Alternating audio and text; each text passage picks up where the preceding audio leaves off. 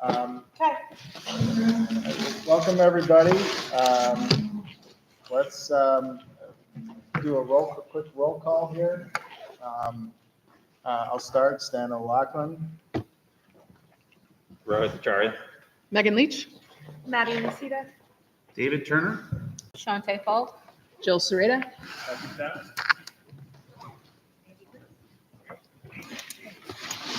Brandon Forbes. And Nick Unkovic. Right. Thanks, everybody. So I guess I should call the meeting to order. That'd probably be a good thing to do. We'll start with the Pledge of Allegiance. Please stand. Pledge allegiance to the flag of the United States of America and to the republic for which it stands, one nation, under God, indivisible, with liberty and justice for all. I'll briefly read our mission and vision statements.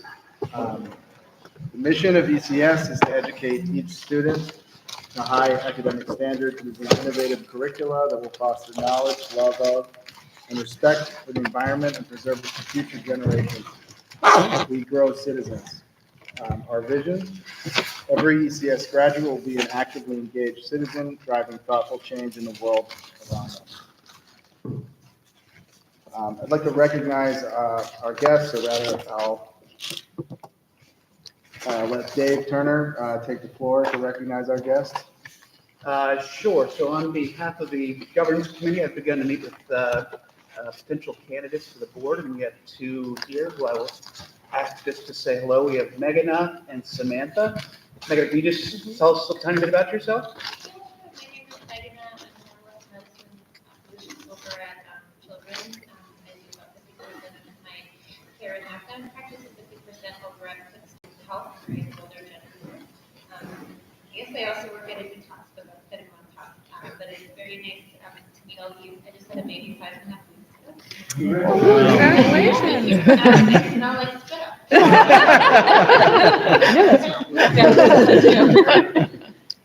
Samantha? Hi, I'm Samantha Coleman. I am a medical doctor, and I'm back 2 years old. It's really fun to be back in the city that I grew up in. I work at the intersection of public health and climate change, mostly in the international context. And I am having a baby in 5.5 weeks. Neither of them are to be outdone. Thank you very much. Thank you for coming. And I'll be talking to folks about having some meetings with these ladies sometime soon. Great, thanks, Dave. Thank you for coming, and really appreciate it. Do we have any public comment today? Okay. All right, mission moment. Take it away, Patrick. Thanks. First, I just want to say thanks, everybody. It's been an exciting month, and especially exciting 2 days. And I wanted to just share a couple things. Vicki has an update that she wants to share about some of the work that she's doing. And then Dr. Cribbs is going to make a presentation regarding the academic performance of the students. This is probably one of the most important things we'll share with you this year. So she's got some good data to offer up, and it's not 100% complete. We're still waiting for some things, but it's a good start on it. So we look forward to sharing that with you. So Vicki. Right. So we have gone to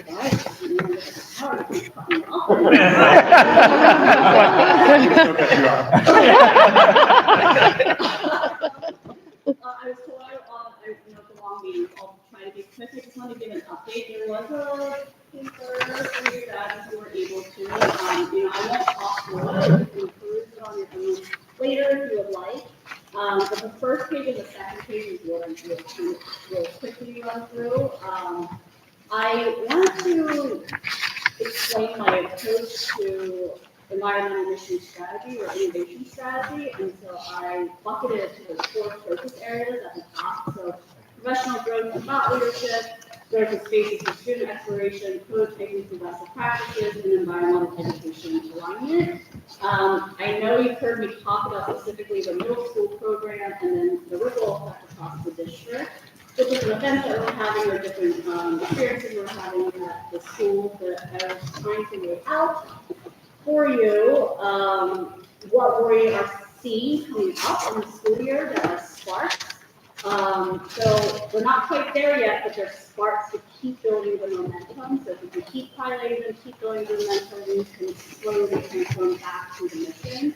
And looking at the middle school program as that ripple effect. So we've seen growth in our program at the middle school, and Sarah, thanks to a really stellar admin team. So if you haven't met Sarah Hall, she's the assistant principal at middle school, and I think I've shared before, the success of the program is really dependent on the support of the building leadership team. And so Nick, Sarah, and Laura are really rocking it at our middle school, and they support us in any of the crazy ideas we ask for, as well as publishing that we ask for. So thank you, Sarah.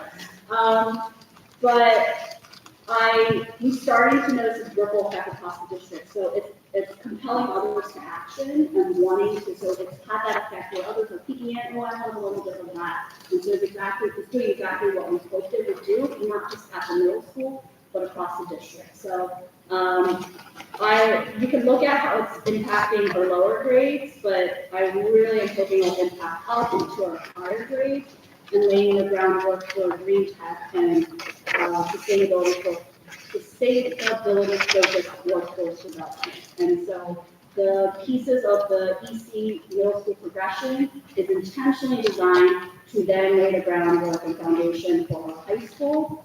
And we are working on building conditions at our high school to allow for that, including really stellar acting principal and assistant principal that are reigniting professional learning communities, which is really one of the first steps to building progressive and environmental practices within the school. So exciting things are happening, but a slow transformation. So just wanted to share the impact of some of the pilot projects. Which then brings me to the second page. One opportunity that's coming up in this is really pretty big deal is the NAAEE. It's the national organization, North American Association for Environmental Education. And so most of the really, the most known environmentally focused schools across the nation, as well as nonprofit organizations, are part of this network. So I was able to connect with a lot of them. Over the summer, we had some visits from some of the schools last year. It's also a really big opportunity for funders and networking. And so it's coming up November 6th.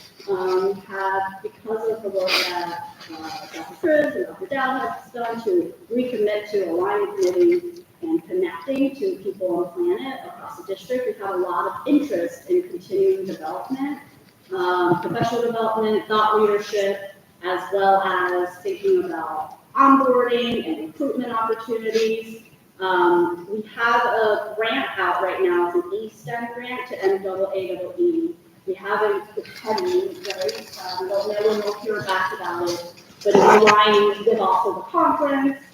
Greg Bear is going to be the keynote speaker, so we know Remake Learn is going to be there. I connected with one of the fellows, and we're going to do a meetup and schedule that. And we really hope to have a presence as a district there. I think it's a really huge opportunity for us to launch for visibility in the region, internally and externally, at the ECS community, but then also get back to national recognition.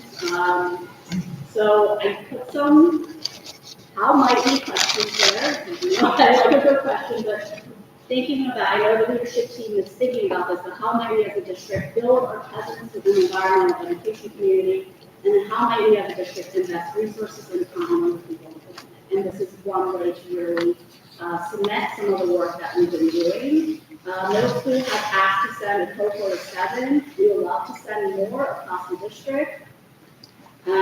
Make it, like I said, have that presence there.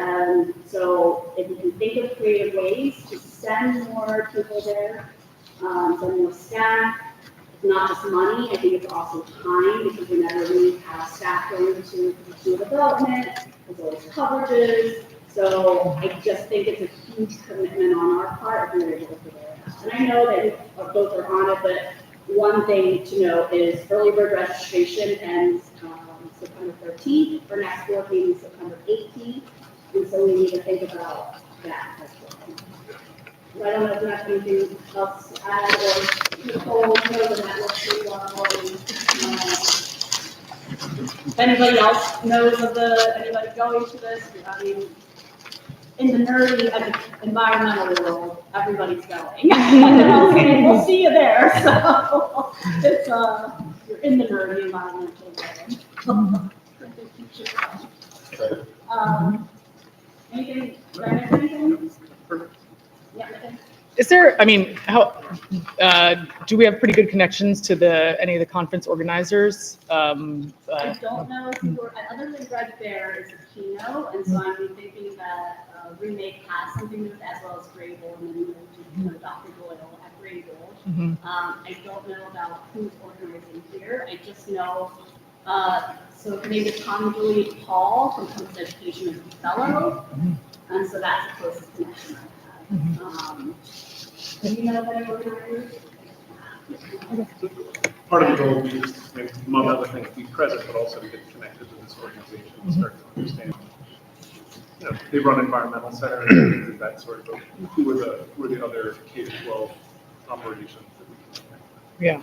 Well, I'm thinking maybe not for this year, or maybe for this year, but future years, if you are running a workshop or speaking as part of it, then it's a way to get more people to go at a discounted or zero rate, right? If you're, yeah. So it's we are going to see if there are some ways we might be able to partner with them. It's probably too late to offer workshops and things of that. I did miss her proposals presentation, you guys.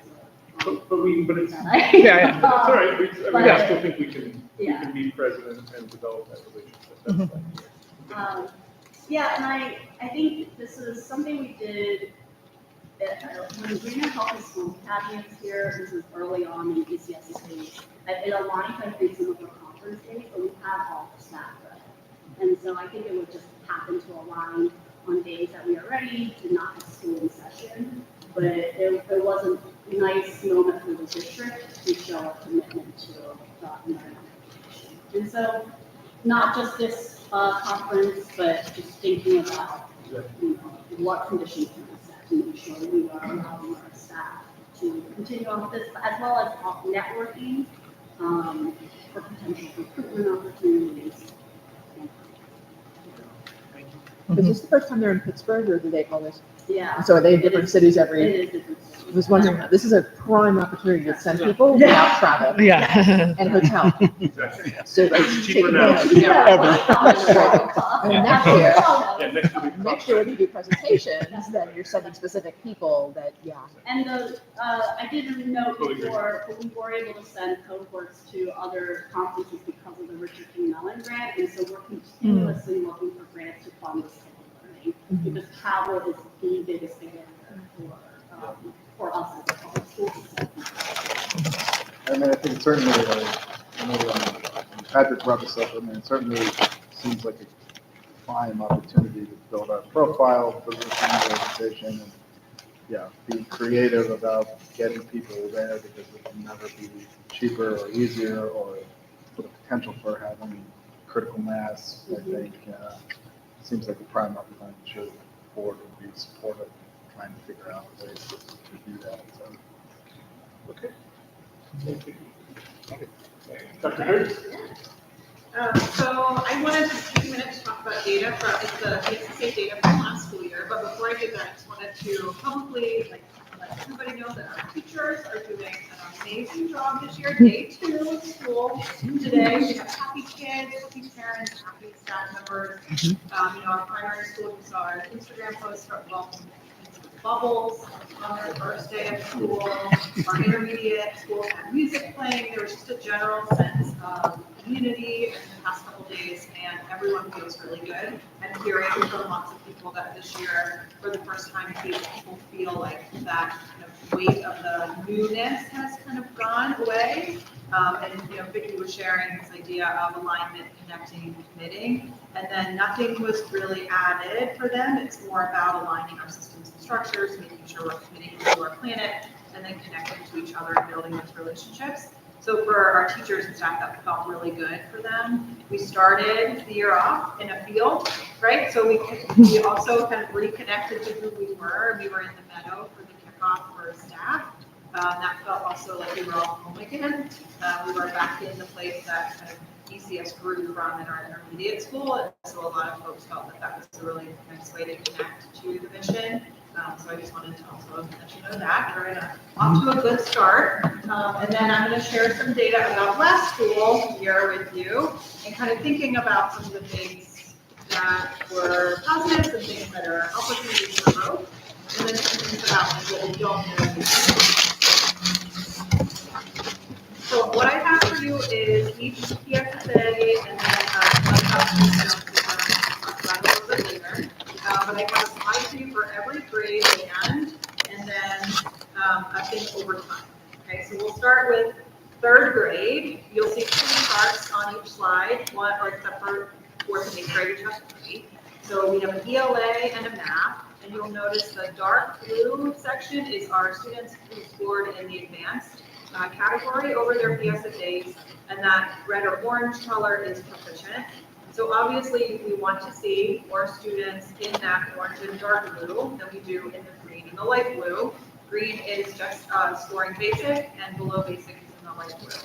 According to the PSSA scoring rubrics and guides, advanced would be a student who has a complex understanding of concepts. Proficient is someone who's able to solve problems with content, and if you are in the basic category, you have some just simple context and simple problems that you're able to solve, and then in the below, you are just getting there, right? So you need a little bit more support in order to solve some of those more complex problems. So then below, you'll see the overall score for ELA and math, so that proficient advanced category, or what people might consider quote unquote passing the test, and then basic and below is underneath. So if you notice in our third grade, we have one super highlight is our math.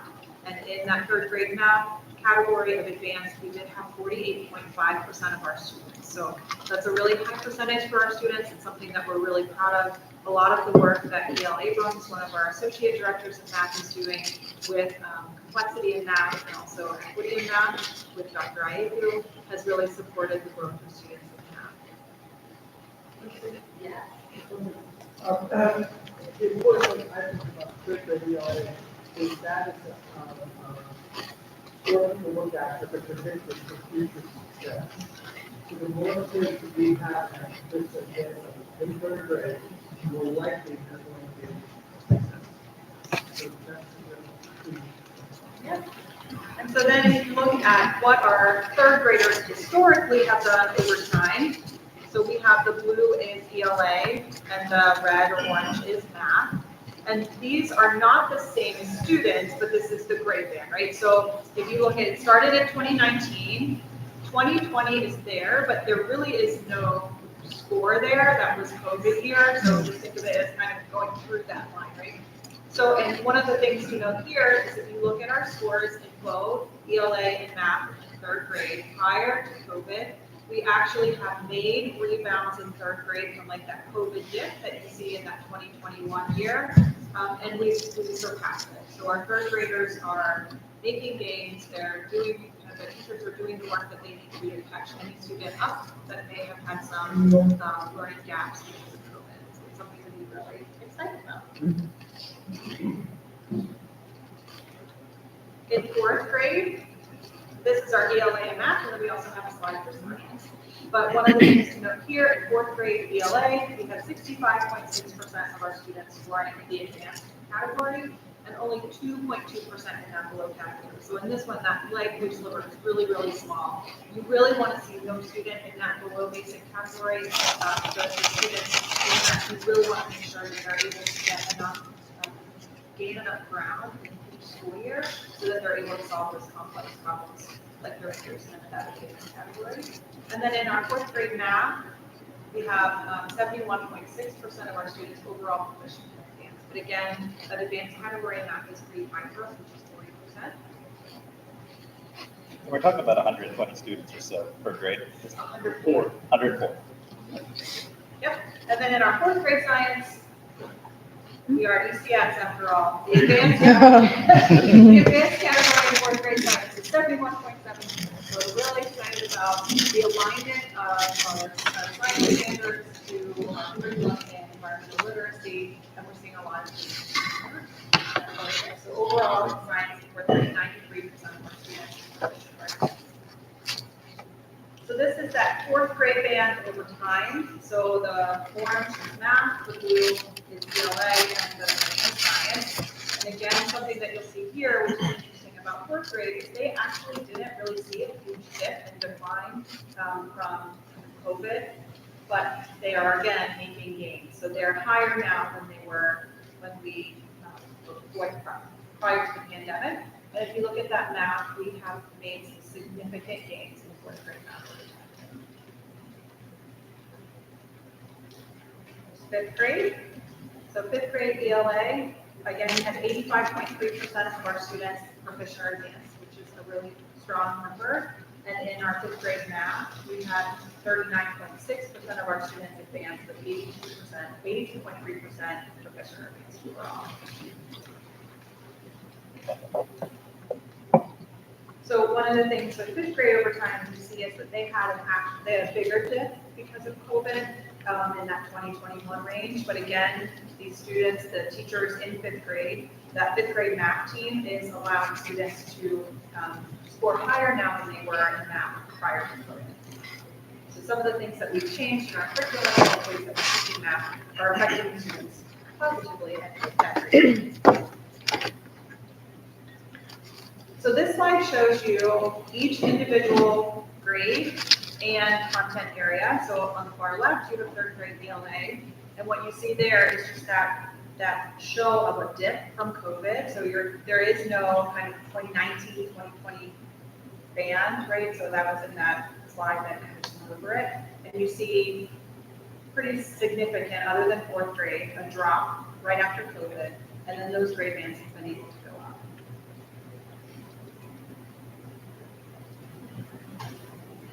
So that's our intermediate school. Moving to our middle school, and what you kind of typically see in PSSA scores from that fifth grade to sixth grade is a bit of a decline. So the PSSA test is harder to pass, the content is a little bit more complex. So those generally, the scores, which actually in our state are lower than they are in fifth grade, but we are not where we want to be in math, particularly in our middle grade. So you'll see that number of overall proficient or advanced go lower and lower in sixth and eighth grade. And we'll talk a little bit about why that is. So sixth grade ELA, we had 60% of our students proficient or advanced, and then in sixth grade math, only 44%. And one of the things to note also, I feel like in sixth grade math is that the low basic number is actually probably one of our biggest. Right? We don't want that number to be that big. And then here you see sixth grade over time. A thing to note about sixth grade post-pandemic is that we are kind of making gains and recovering from that dip. It just is not like we are seeing in those other grades, the lower grades, where they are now significantly higher than we were post-pandemic. And then also in sixth grade, we saw a really drastic decline in our middle grades, actually overall in that post-pandemic. Here's our seventh grade scores. So again, you'll see that light blue in math growing over time in our sixth, seventh, and eighth grade. So in seventh grade ELA, 60% were proficient or advanced, and only 43.5 in our math. But one of the things that you'll notice about seventh grade is that our seventh grade band from last year to this year did see some significant increase from that 2023 to 24 scores. We're back kind of close to where we were or pre-pandemic. And then eighth grade, very similar story in math. In math, we had 24.2% proficient or advanced, and in ELA, it's 60%. Eighth grade eighth grade science is proficient or advanced is 64.2%, and our blue for basic is 35.8%. One other add here for our eighth graders is that some of our eighth graders take an algebra course, and so they are able to take the algebra keystone exam. And so the students who took the algebra course we have separated them out from Keystone's scores, which I'll show you in a minute. The proficient or advanced category for algebra was 57.1. One of the things to note here is there were no below basic students in algebra in 8th grade on Keystones. What percent of the students take algebra? A very small percent right now. Sarah, you know?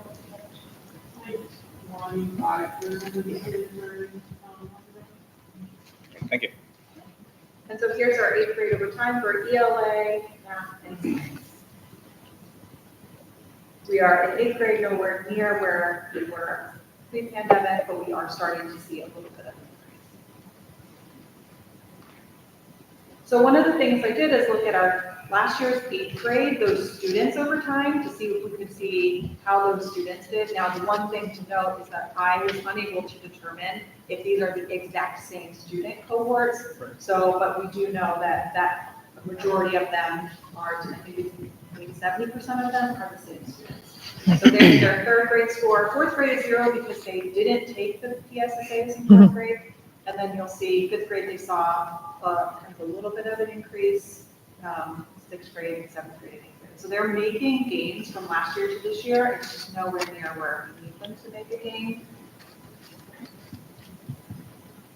And then here's middle school overall. It's a very similar picture. A decline right kind of after pandemic, a slow increase. We're on the way up.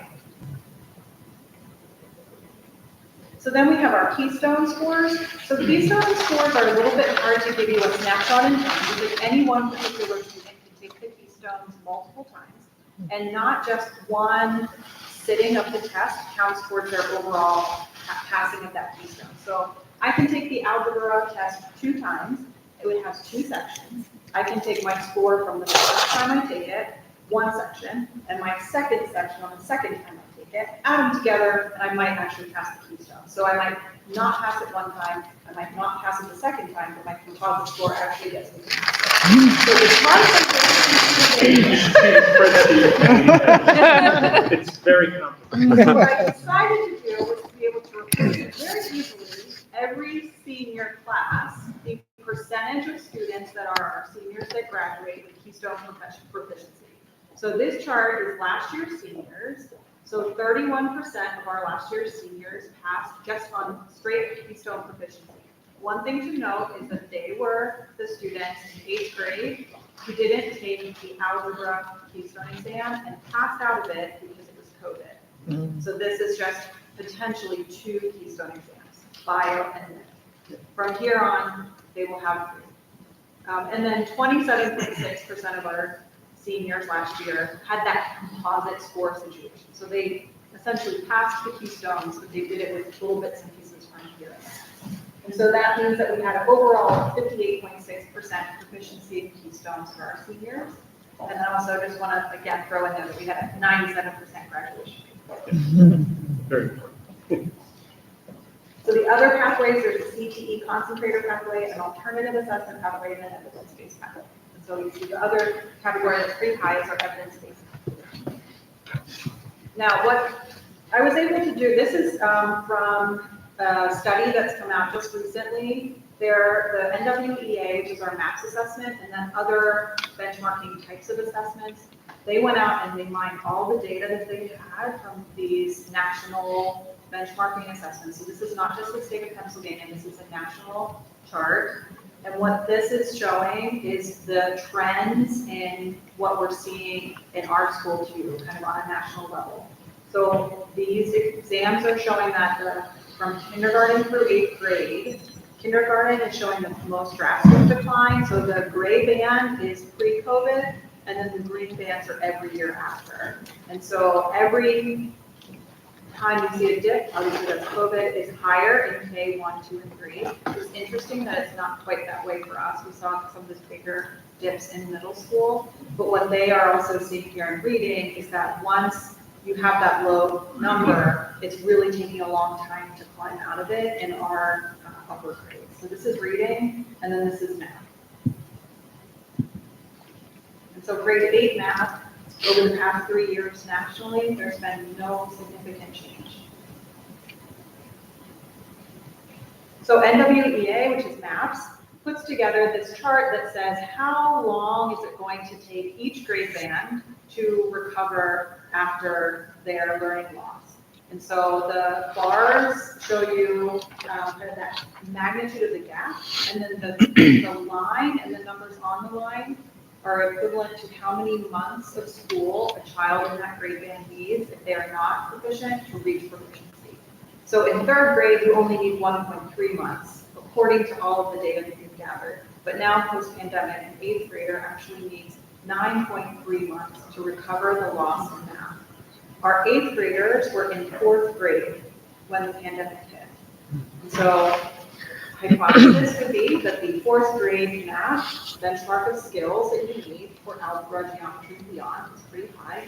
And so when you're learning math on a computer, maybe it's not the best. But they've also said there are 3 things that they feel, the researchers in this big study, which I can pass along to you too, feel that 3 things essentially added to this idea that 8th graders are going to be the hardest year to make up for. One, which is the idea of acceleration instead of remediation. So the 4th graders were home, they come back as 5th graders, and we all said, we got to keep going, we got to keep going. We'll help them along, we'll provide them some tutoring, we'll provide them a little bit of remediation, but we were accelerating. The other thing is chronic absenteeism has not been solved for. We still have a lot of students nationally that are chronically absent. And then the other is mental health and the stability of the mental health of students. So as you get older, that is pretty significant on your academic achievement. So this last year's 8th grade is our current 9th grade. So that's a year to really watch our students and really make sure that we follow those students for the next 4 years. Because by what MWE is saying, is they actually need a whole another year of school before we send them off into the world in order to catch up on what they lost. Any questions? Yeah, thank you for that presentation. Very interesting. Since this is a talk about data, I just want to get a couple questions out before Rohit takes everything. Can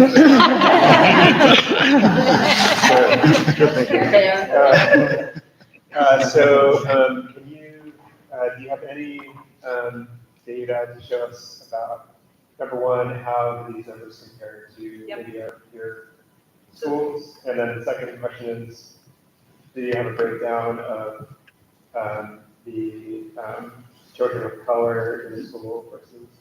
So it would be really helpful if the state would provide that information in a timely manner.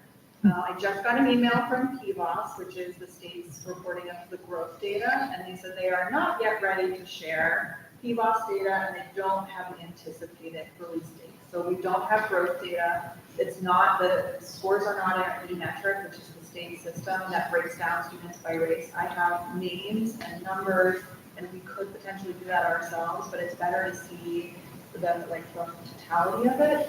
As soon as those things are released in E-metric, I'll be able to pull all that data and I will share it again with you.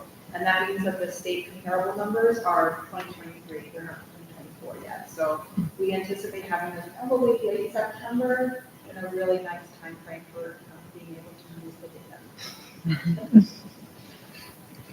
So coming forward, but as soon as I get it, I'll share it with you. Because I also think what's important is while we show growth of a grade band over time, PBOS scores will show you growth of a student cohort over time. And I think that's also really important to see is whether or not our teachers are supporting students at that grade level is great, and how are those individual students growing? This study stops at 8th grade, but you have a bunch of 9th through 12th graders who also experienced the pandemic. So anecdotally, so it's not on the chart, but anecdotally, can you say comparing the 8th graders to the rest of them, how? Yeah, so the number that you saw, which was the 58.6% of seniors passing their keystones, this year's seniors is quite a bit less. So right now we're in the 30s and 40s. So again, those students are students who were in their years too of the pandemic. So you have to really watch them. I really don't have that many questions, but I do have one. Thank you. This is great. And a lot of my questions had to do with the PFAS stuff. So I know, which really does kind of show the value add for year over year. But going back to graduation, do we have a preference as a school as to whether we graduate kids through Keystone criteria or not?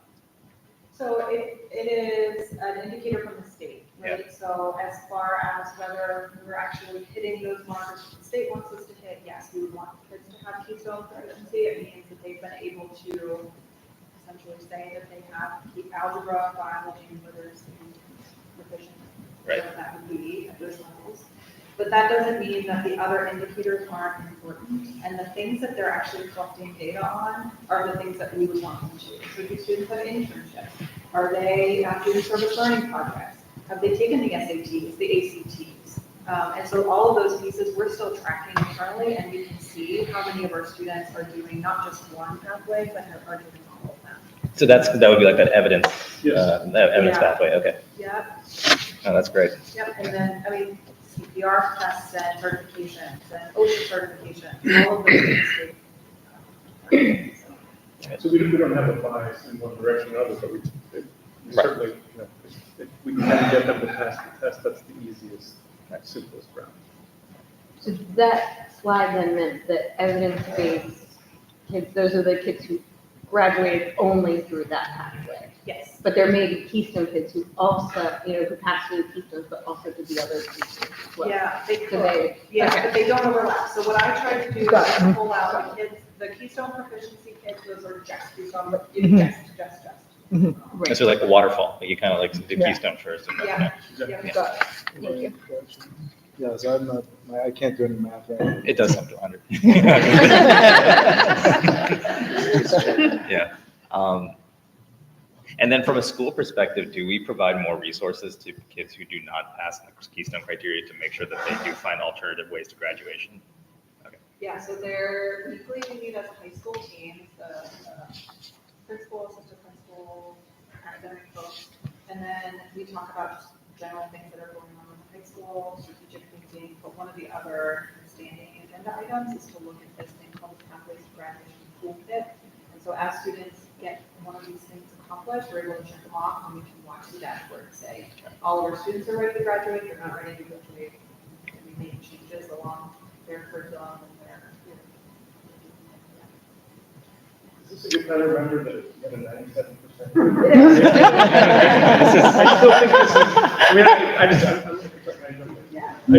I do think one thing that's important to keep in mind is this is an exaggerated version, but this is what happened, right? So everybody's going along like this, then you have a pandemic, everybody goes down like this. And there's some variation of an upturn. Some of them are really steep, some of them are less steep. But this team, through the pandemic, they've made the turn. And if you look at the national data, and we'll see in the state data when that's ready, but not everybody's made the turn. And this team, so I said this in the field, but to me, it's absolutely remarkable that the team is making the turn, and they did this during a pandemic, and they did it while adding grades repeatedly to create a high school. What was the number? 97%. It's absolutely, this is a remarkable group of people that are making that happen. I want to shout that fourth grade math from the rooftops, though. That's the, yeah, because I feel like that is, or is it maybe, yeah, that, it'd be a fourth grade math. Yeah. I think, and actually the trend line, the next one. The next one. Yeah, that one. There it is. Yeah. Because I think that there may be, I want to just squash any perception that, hey, we don't do math here. It's like, no, look. Well, and also if you look at, so just to that point of what Mandy was showing earlier, if you look at that, if you're following that one class that was probably most impacted by COVID, the ones who are in fourth grade, there is this possibility that math in fourth grade is really critical. So we're doing it really well, and it was also very difficult during the pandemic, and that's what we're wrestling. They're wrestling. Really. I'll just make a quick observation, and I'll be quiet. And that is just perspective-wise. Well, first of all, the science numbers are incredible. I commented on that when we got the preliminary results at our last meeting. But in some of our discussions as we've been selecting our new CEO and new leadership, these represent 2 days of students' lives, right? I mean, it's just a snapshot of a day, and And while we can be very pleased with the trends in particular, and so I'm not denigrating this at all, we've also talked about the other important markers of ECS students.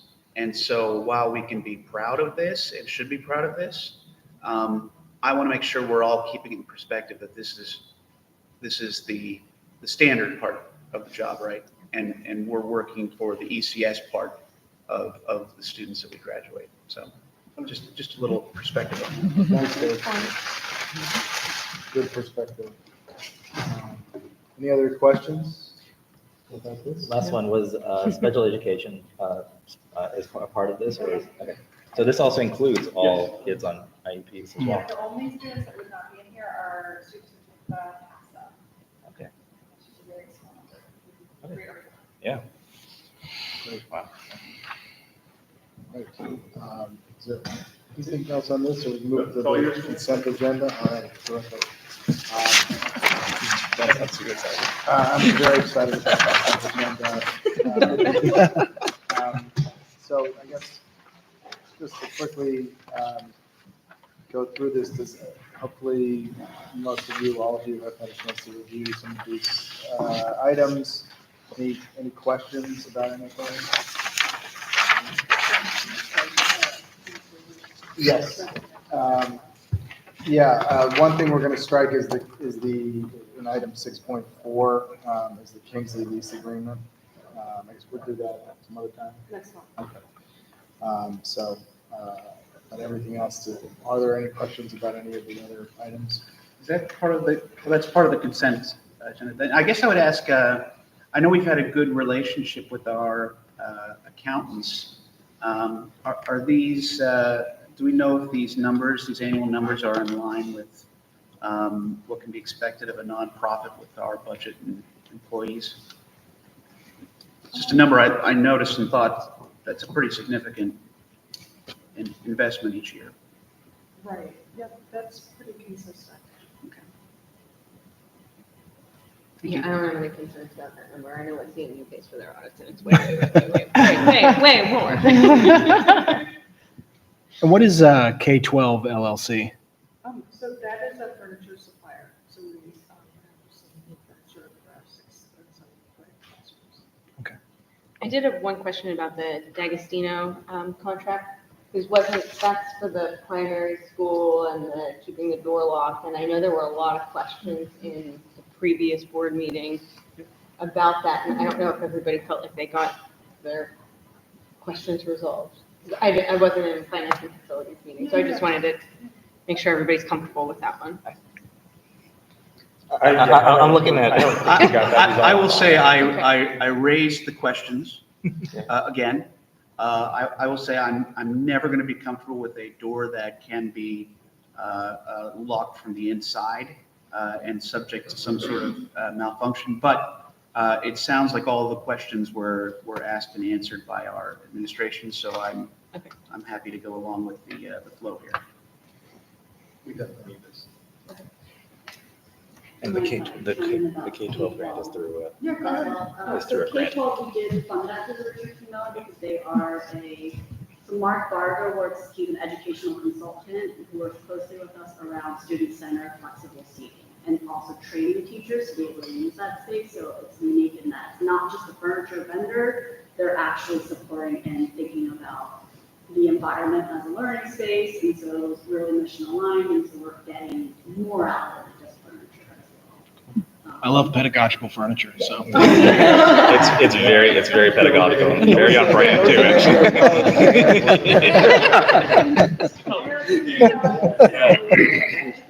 With base. Yeah. What, and actually helping people understand how to use it is an important concept. That's right. That's right. Otherwise it doesn't get used. And It then it's doesn't. Well, wasted that's, money. you know, I Yep. mean, it is, we've learned from mistakes as well. We put them into spot. Chuckle of experience. Yeah, the wobble seats, you know, but if the teacher is not willing to be able to, you know, have a student self-identify when they need breaks, they sit and so then they're often from the process and wobble seats. I think If you want it used, you have to provide it, yeah. Okay, any other questions or comments about any of these items in 6.1 through 6.4? Or are we ready to vote on the consent agenda? Okay. Make a motion? Yeah, call for a motion. Second. All right. Vote, anybody? For or against? Four. Aye. Aye. In favor? All right, I'll read the resolution. Resolution 2024-8-2130, be it resolved by the Board of Trustees of the school that the consent agenda for August 2024 be approved. All right, I guess we're supposed to vote after that, excuse me. But sounds like it passed. Now there's some additional items here. I don't know if, do we want to discuss these now, or maybe in the executive session? I don't know. Does it relate to personnel issues? Yeah, we can, well, for the 403B plan, where we give some updates to it. Okay. We're allowing for a loan provision, which we had a number of staff ask about. We're also allowing for hardships to access their 403B plan, Roth deferrals in plan Roth conversions, and then we also have a 20-hour eligibility limit. So if someone works 20 hours, they can also defer additional amounts voluntarily. So those are the only updates for our 403B plan. Over 80% of our staff are enrolled in our 403B plan. Do we provide matches or? Yes, 5%. I should probably know that, but I don't. We're very matches. That's good. And then the remaining 20% are pieces. So those are the only modifications to our 403B plan. And then the 457 plan, this would be a brand new plan that would allow employees to defer additional amounts, and this will mostly be to people that are maxing out their 403B. So that would be approximate.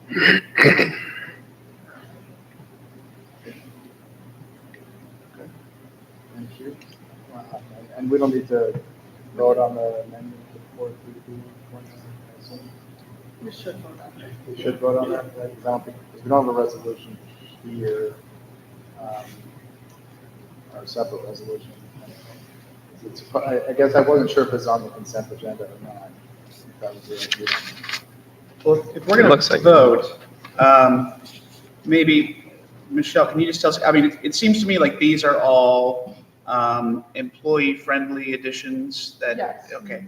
And I know from, I think you said the 457 in an earlier discussion was going to be $1,000 to offer school-wide, is that right? Yes. Okay. A one-time cost. And then the 403B additions, are there risks taken on by the school to allow monies to go out or to be loaned? No, it's from their own, their contribution, so there's no risk to ECS. Okay.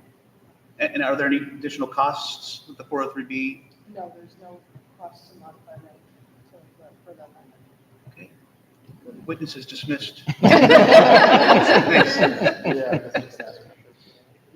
we'll have to just create a new resolution just to vote on these. And the $1,000 is just $1,000, not $1,000 per person? No, it's, yeah, one time. Yeah, that's great. Yeah, so should we create a new resolution? Okay.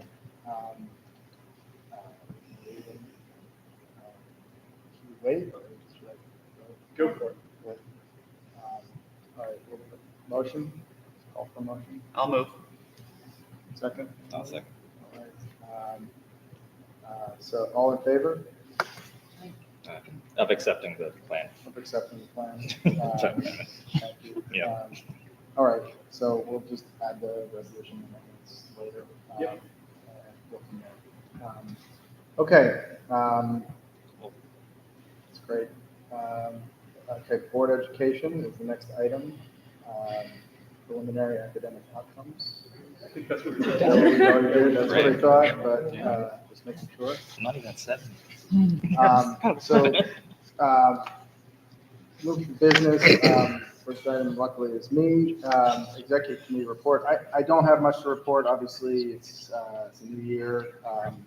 the main thing that I will share is that I know I talked to many of you during the hiring process that led us to Patrick, and then over the summer to many of you, and in some recent meetings with the executive committee and others about our mission and trying to recommit to sort of what's our mission, and spending, since we are going through this transition, figuring out how to do that. And we've had a lot of really terrific discussions within the executive committee and then with many of the rest of you, but just to share sort of more publicly and broadly about sort of the how those discussions have gone, and they've been really productive, and I appreciate each one of you who's contributed to those.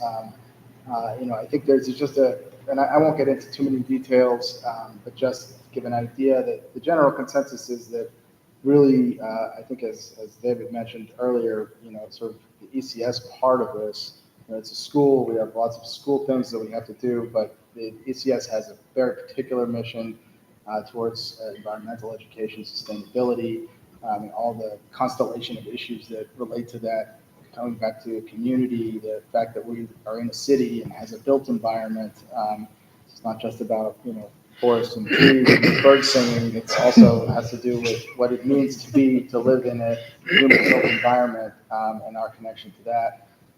So I think that there's just, in all my conversations with almost everybody involved, there's been a broad consensus that that should be something that really continues to motivate us, that we talk about, because we don't want to be, and I don't think we are, just another school. I think our numbers speak to that, among many other factors. So I think that's, it's been really exciting to kind of get back to that and start thinking again, what are some ideas, what are some of the ways that we can kind of recenter to those things. Something I've talked with a couple of you about, and with Patrick also, is examining our partnerships and our community relationships. Since many of us, some of us are parents, many of us are just members of this community, and that speaks to the way the ECS is connected to the community, and I think that is a really important part of this. So we're kind of doing that. So thoughts and ideas that board members and other anybody who's paying attention have about how to do that and ways to do that.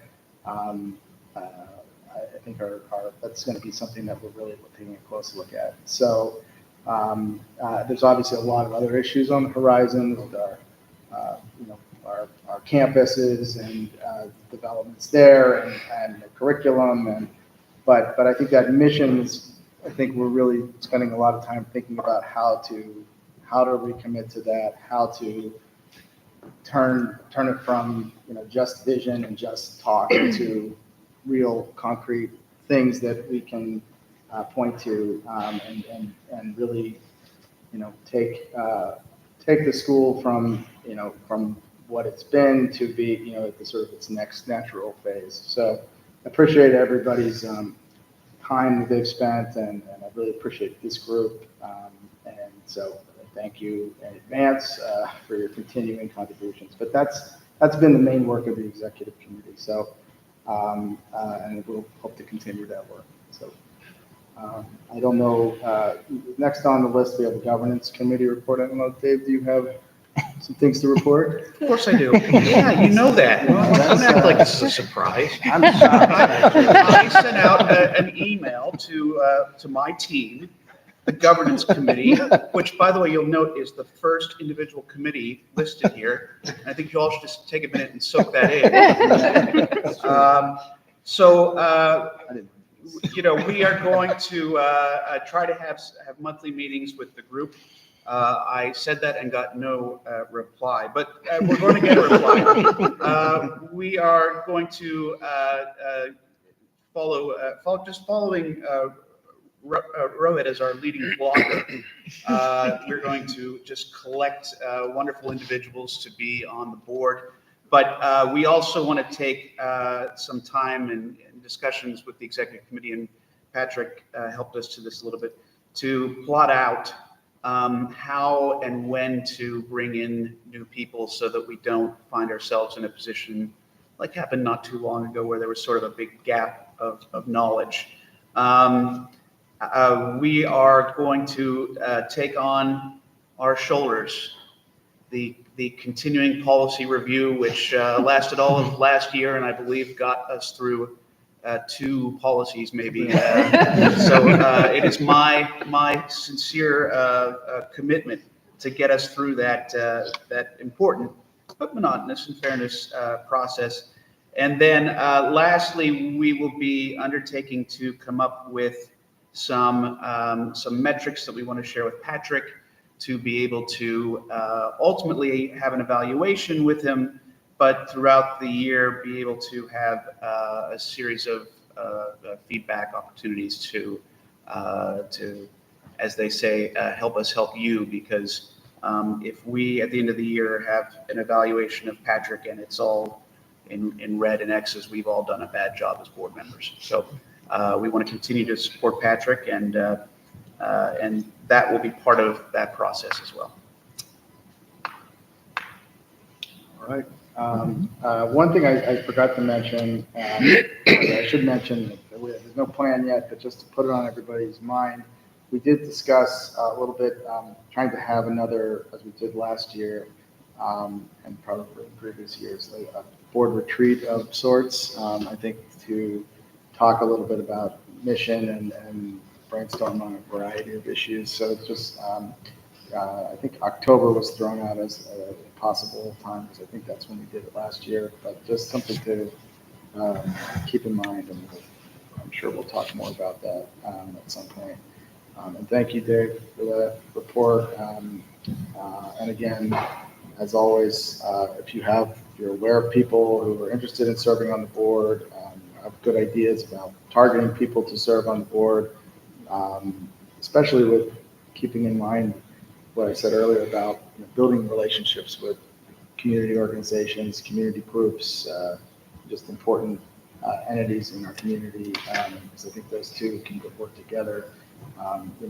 Let Dave know, or let me know, and we'll reach out to those folks, or at least add them to our Rolodex, so to speak. Does anyone know a Rolodex anymore? Is there even a word that we are allowed to use? Certain generations won't understand. Yeah, no, probably now. Education committee is next, but I think you don't have a report. You have an. We just came up with a possible meeting date, so yeah, August was not a good time for us to come together. No problem. And Dave, by the way, I did respond to your email. I said I thought it was a great idea to have meetings, because I never. In fairness, Adam did too, and corrected like 2 or 3 things that I said. But I do think it's great to have those meetings. I think, it's a lot of, it's extra time, but I think it's a good opportunity for us to kind of at least touch base. And so I'm glad you guys are all on top of it. Finance and facilities? Yeah, doesn't seem like we had a summer. So I would say the big things from our meeting, one, we are looking into the possibility of getting an RCAP. I think this is something that has come up. It is the Redevelopment Assistance Capital Program, or also, I guess that's RACP, but I've learned it can go both ways. It's a Pennsylvania grant that'll essentially reimburse some of our costs for the high school. That's kind of the main thing. There's a few qualifications that we have to meet, and we are talking to a firm that would help us with that process, and to see if it's even viable for us. So we are talking about that internally with the F&F committee. It was a contact from Nick, and they've sent us their proposal of work. We're going to be looking at it probably at the next meeting and making a proposal to the board as whether to engage with them. If we do go forward with it, there's a lot of people on the board that are familiar with it, and we'll see how it goes. But if we do get it, it would be a pretty nice addition to our, or I guess it would take down the cost of the high school a little bit for us. The other, you can look at RACP is the way to look at it. So Redevelopment Assistance Capital Yeah, people Program. call it RCAP, Or even though it is RACP. Yeah. That's ridiculous. Yeah. It's also a very political process, Yeah. and you get the funds after you're done you have to spend out first before you get your funds back in. So it's certainly a process, but it's a great opportunity to get some additional funds into our capital stack. And figuring out which part of the high school we should apply for, because there are requirements like we have to use US Steel, for example. Like, so that's, just to give you an example, it's a taste of. I'm shocked that it's political. I mean, I would say it's extremely political. Yeah. And Patrick is aware of this, and I'd be happy to try to help that once if there's a decision made around if we want to move on it, how to move on in that way. Yeah, we can loop you in on that. We would not be the first charter school to get this, though. Something to note. There have been, we could find at least 4 or 5 other cases where charter schools had received these funds. So that's something of interest. Another thing is when we're talking about facilities, I think our main focus right now has been getting Patrick up to speed with all the internal thinking about facilities and the conversations that have been had with the owners of our facilities, the issues with our facilities, the benefits of our opportunities with our facilities, and the potential and the new one that we are building as well. So I think we have had conversations with the architect and also our like a better general contractor. Construction manager. Construction manager, thank you. I'm the least facilities person. Finance. Or we have a few of those. Yeah, I'm the finance, less facilities. But yeah, we had a kickoff meeting with them, and we in the committee are just, really getting Patrick up to speed so he can own the process going forward, since he's 4 weeks in and drinking from a fire hose right now on all this run. I think that's It's not quite a fire hose anymore, it's getting big. It's, Do we have any updated timeline on this process? Well, in terms of public bid, like. Not to date. So we just really had the first kickoff meeting where the architect and the construction manager were meeting. The architect is working through a couple issues to figure out what that means for our timeline.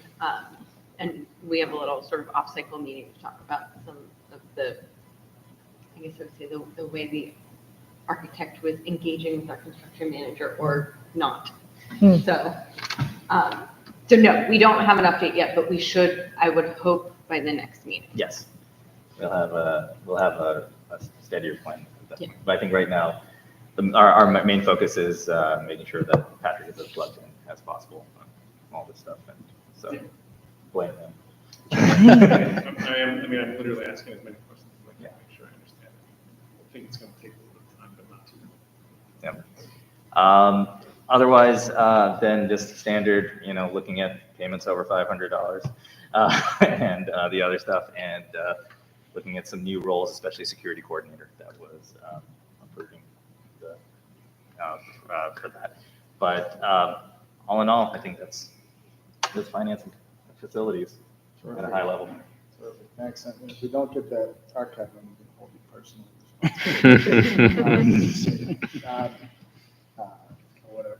Whatever. I think we've got a good shot. It is an archive. Archive is one of those things that, like, once you get it, you have to deal with the You have real PTSD. struggle of actually getting the money at the end. It is. Yeah. I'm just struggling with the fact that the acronym doesn't make sense. I don't think I'll be able to get past that. To be honest with you. It's like when people spell HIPAA with 2 P's, which I think is crazy. It's just, it's an occupational hazard, I guess. Do we have a ECS FT representative or a report from them? No? No, I saw Miss McKenna earlier today, and she gave somebody was in the state, but I didn't get one, and you didn't get one. Okay. And PCO representative? No, okay. Okay. Any other business? The meet and greet was awesome. Congrats, guys. That was very well attended. It was great. I went to the high school and middle school. I always remember it was intermediate middle school. It was amazing to see how many kids were. There's food trucks at the high school. There was a DJ. It was great. And so congrats to the staff for. Yeah, and and maybe to pile on, I was telling this team down here, but first day of school at the primary was awesome. It was really, really, really great. The bubbles were a huge hit. Exactly, like right at the target audience, like right there in the center. That was awesome. And yeah, everyone at the entry and making sure the kids knew where to go, whether they're coming in with their parents or the bus. It was really nicely organized and very welcoming. So thanks to everyone. Did little John show up at the high school? He shows up when there's a DJ. Is he running a food truck? Oh, great. So I guess we're going to go into an executive session. And so I guess do I have a motion to do that? I'd like to do a motion for that. Second, anyone? Second. All right. In favor? Okay, so go off the air. Off air. 5 minutes. Yeah.